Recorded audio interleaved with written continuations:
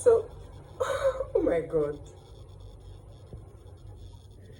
It's like everything is against me today. So I was doing a live, but the network went bad, and I was trying to post the live video, and it wasn't posting either. So I think I'll just start from the beginning and try to remember everything I had said. So you missed me trying to put on this face mask right in front of you, and I've forgotten what I talked about. But onto the main thing that I wanted to share today while doing dishes. I wanted to talk about the Wife series. It's a movie about different couples in the church. All the characters are intertwined one way or the other. They are like a community, right? So it's a movie about that. And it's Pastor Aaron's wife that produced the movie. So I think that's where I was before my live video cut. So let me start. I can't give a summary per se because it's just about different dramas in different couples' lives in the church. So that's it. So you should go and watch it. But I selected some things I wanted to talk about, and one which I had already started talking about was staying in a marriage with someone that cheated on you, or eventually marrying someone that cheated on you in the past.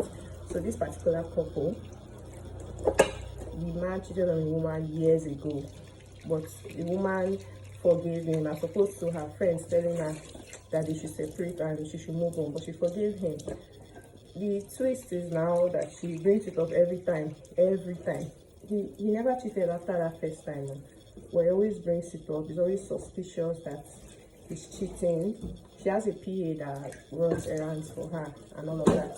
So the husband and the PA were trying to pull up a surprise for her, a surprise birthday for her, So they were always talking in hushed tones and, being kind of secretive, and she noticed it. And the first thing that came to her mind was that he was cheating again. Even when, he was going to hotels and meeting up with the PA, they were actually planning the surprise in the hotel or something like that, Even she confronted the PA and asked to see her phone, why is she chatting with the husband like that and all of that, you get?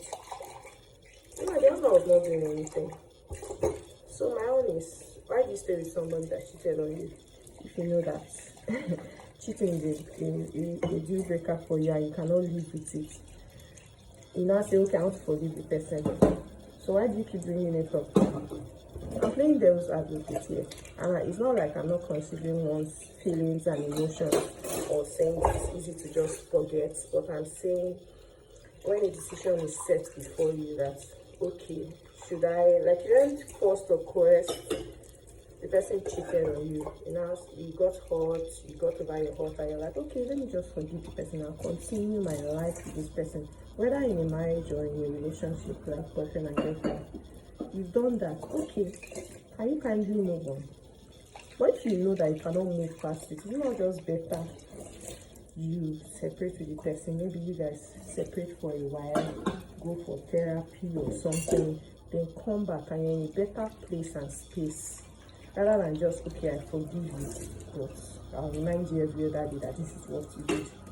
It's just like having a wound, and instead of waiting for the wound to heal, every day you keep scratching the wound. Like you keep scratching the wound, you will never heal. You keep scratching the wound every day. You keep scratching it, you will never heal. So that's what I feel about that particular thing. I don't know what you guys think. You can drop your comments on what you think, but I feel like if there's infidelity in a relationship or in a marriage, and the particular partner decides that I want to forgive the person, I think that you shouldn't bring it up every time. If you feel like the person hasn't changed, then you guys should look up something to work on the problem, rather than, okay, I forgive you, but you cheated on me every day. You cheated on me every of my move. You're insecure about it.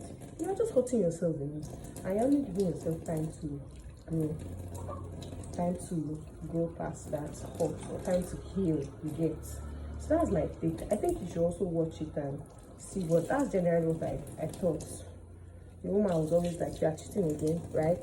This is like so, and this was like maybe 5 years ago or 8 years ago when they just got married. That's when he cheated, but he has not cheated again now, up until that moment when, you know, she was always pushing. But guess what? Guess what happened now? He now eventually cheated. And I wouldn't say that he cheated because of her, because I don't like blaming other people for people's actions. He cheated because he didn't have self-control. But I would say that maybe, just maybe, he was tired of the you're cheating again, you're cheating again, you're cheating again. And then he lacked willpower this time. So, and maybe in his mind, oh no, after all, she always thinks I'm cheating, so let me just, cheat. That's how he now cheated again. And got to then remember that he cheated and got his senses back and was like apologizing all over again, the same cycle. When you guys could probably have just separated, gone your separate ways, or worked on the problem before moving on. So it's not just about, I'm sorry, I did this thing and I'm sorry. No, I did this thing, I'm sorry. Okay, how can we work towards this thing not repeating itself? I think that's a better way to go about it. So tell me what you think. Staying with someone that cheated on you and always remind the person that, oh, you cheated, or I'm supposed to just separate with the person. And there are some people that cheating is not a deal breaker for them and they can forgive and go past that. That's different. But you can't go past this. And let's not talk about cheating. Let's talk about other things. Maybe the person stole from you. You found out that this person is a thief, and you marry the person, or you're in a relationship with the person, and the person steals from you. If the person apologizes, you say, okay, I forgive you. But every time, hope you did not steal my money. Oh, my money is missing. Oh, did you touch my ATM card? And all of that. As opposed to, oh no, I cannot live with a thief. Oh, go your way, make I go my way. You get? What do you think? That's my own take. What do you think? So this video is like 7 minutes. I think I'll do another one for the other points. Yes. The second one. Okay, I remember what I said in my live video. I said that thank God I had some leverage to talk about this topic because I am married. So you cannot say, this single girl, what do you know about life? I am married. Oh yeah, what can you say? The second one is confiding in, as married couple, confiding in the opposite sex about your marital problems. That's a red flag, both for the man and the woman. You're a woman, you have an attractive or not an attractive friend, and you're always telling him about your marital issues. My husband did this, my husband did that. What are you expecting? Or you're a man, you have an attractive or not attractive opposite sex friend. You're always telling her, my wife did this, my wife did that. What are you expecting? Do you know if the person likes you? And that's a very vulnerable moment you are in at that point in time, because you are hurt from what your spouse is doing. Talk to the Lord. Talk to Jesus about it.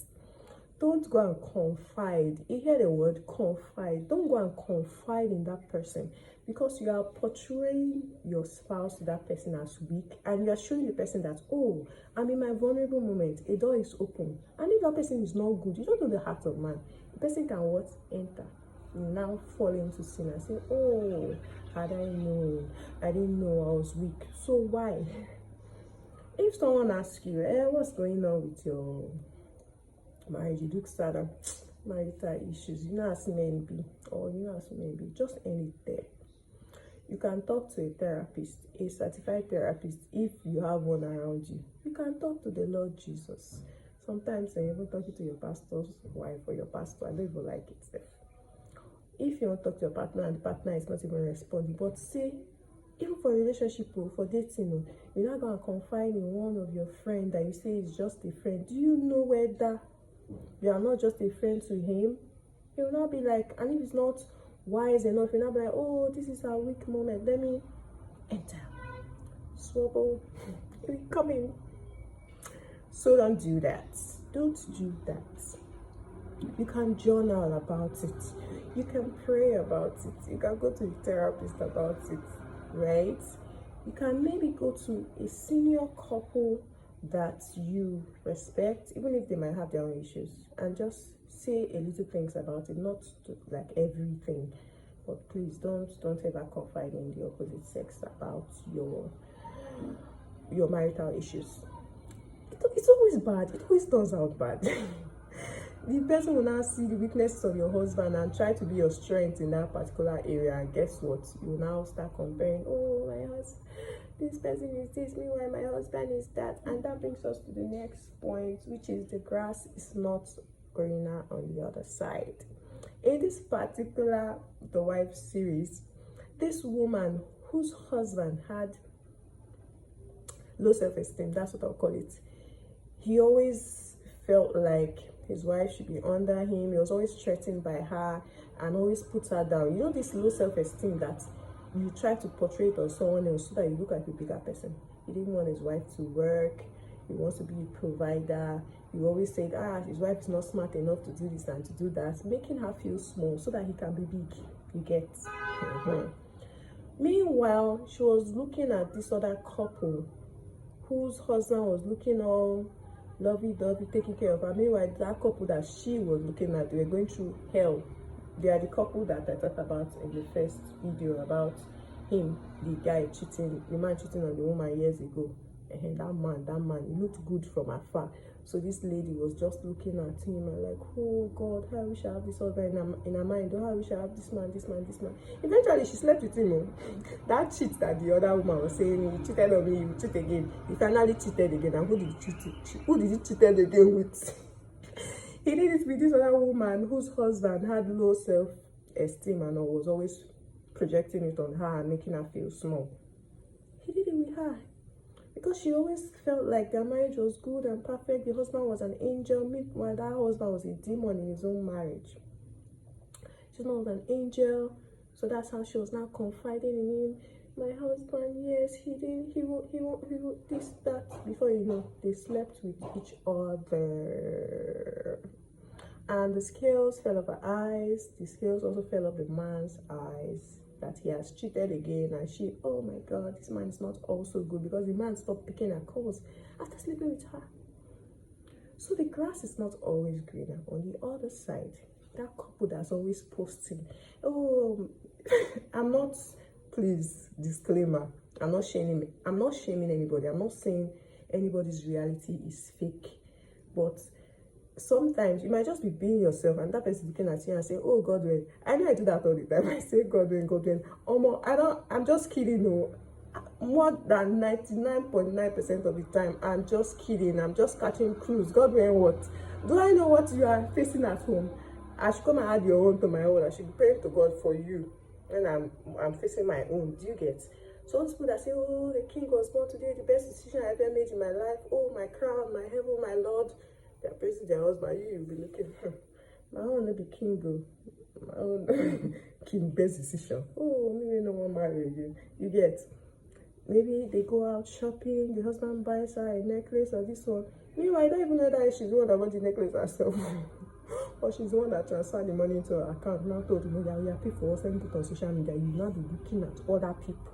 You know, here when Jacob said there's no such thing as a life that's better than yours. No such thing, no such thing, no such thing. There's always going to be somebody bigger, better, more beautiful, and every other thing than you and yours.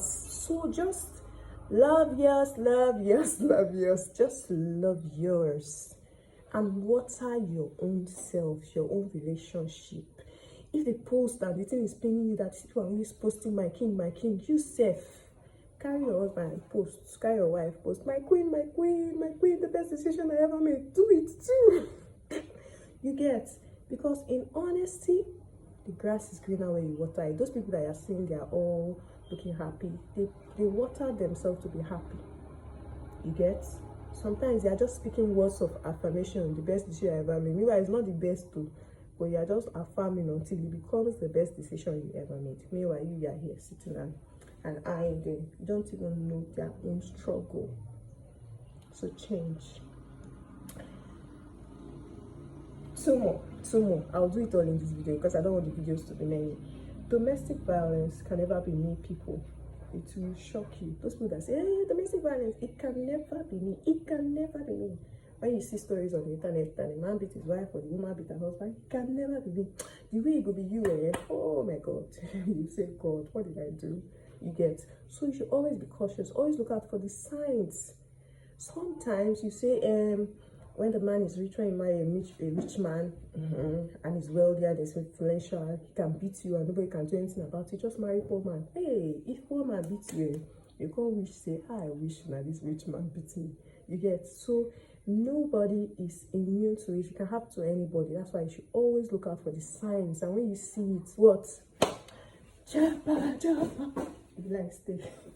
We'll come and give you flowers on your grave. But you better run. You better run. Should I share this experience? Something similar happened to me when I was serving. And the person slapped me.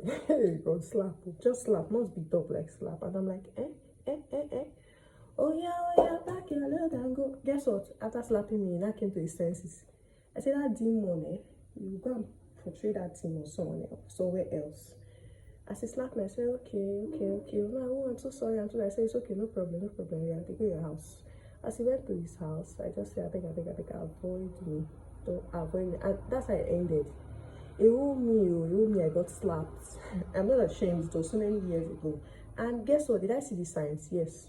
I saw him violent with somebody else. A friend of mine told me, this guy is very violent. He did so. So I was like, really? You cannot do it now. Can you try me? And there's one other day we're having fun, like a group of all of us couples. We're having fun and playing and laughing and I think something happened and he said a statement that I did not agree with. I was like, for what now? So I was like, arguing with him about his statement. I was like, you beat me. I was laughing. I said, you don't body way, you don't beat me. So we just laughed and joked about it for a long while. I did not know that he was trying to test whether I could beat this one. So you get, it can happen to anybody. Even in this series, it happened to the woman. Like the man tried to raise his hands on the woman. And it's the woman that has all the money. And it's the woman that was powerful and influential. She was paying the bills, she owned the house, But he still tried to hit her. So be careful and run. Flee. Last point. Trust issues over friendly spouse, needy spouse. Okay, this cheating man, he was part of the reason why his spouse's wife was always on her toes, because he was overly friendly with so many people. I don't like over friendly spouses. Like, there should be clear-cut boundaries. Some men, let me start with men, even if both genders do it, some men will see a woman, okay, when the thing is doing like this, you know that it has taken up all the water. So I also remove this anyways. It has sat more than 20 minutes. You see some men, even when their wives are there, no boundaries. They'll just be chit-chatting with everybody and being over friendly, maybe touch her back, touch her. Even if he's not doing anything with the woman, or you're calling them, oh, my darling, my sweetheart, and your wife is there. I don't like that. Tone it down. Let there be boundaries. Don't be overly friendly, because trust me, in your mind, you're just being friendly, but you don't know what that person is interpreting it as. You're sending them reels. Me, I'm a champion of sending reels, but as I got married, I don't know. The people that send reels reduce drastically. And most times I see something really funny and I want to send it to my friend of many years ago. I'm not like, let this person not read another meaning, because maybe the reel just reminded me of the person. Let this person not read another meaning to it, though. I won't send it to him again. But some of you'll be sending reels left, right, center to the opposite sex. In your mind, I just send you reels. You people have a real relationship. But the person is like, this guy sent me reels. So it's like he's into me. The coconut head is into me. Maybe he likes me. He sent me reel. He doesn't like you. Half of the time, he doesn't like you. But you see how our actions can make people misconstrue them and go ahead and start making decisions, So that's overly friendly spouse. Tone it down. Create boundaries, clear-cut boundaries. You're a woman and you just allow, guys to just talk to you anyhow, and you're overly friendly with them. You have to tone it down. and the needy spouse. They say this thing about relationships, you should be an individual on your own before you go and be with another person. So your life is not what wrapped around that person alone. This other woman, she was just lonely. It was my husband, every time my husband. Don't you have your own life? Have your own life. Let him have his own life. Then you guys have your lives together. So it's two whole people that are becoming one, not half and half that is becoming one. That's why the Bible says the two shall become one. It did not say the half and half shall become one. It's the two. 1 plus 1. 1 plus 1. 1. Not half plus half. 1. So don't be too needy. And what makes you needy? When you wrap yourself, your life around him. Have your own things that you do for yourself, and then you give him space to breathe. And you know sometimes somebody's overwhelmed. He just wants to sleep in his own room. He just wants to hang out with the boys. She just wants to be on her own. She just wants to go for girls' night out and come back. She doesn't need you. You get. So that's about it. The Wife series is the name of the series. I think you should go check it out and learn where you can. My battery's low. Learn where you can. I have to go. Bye bye.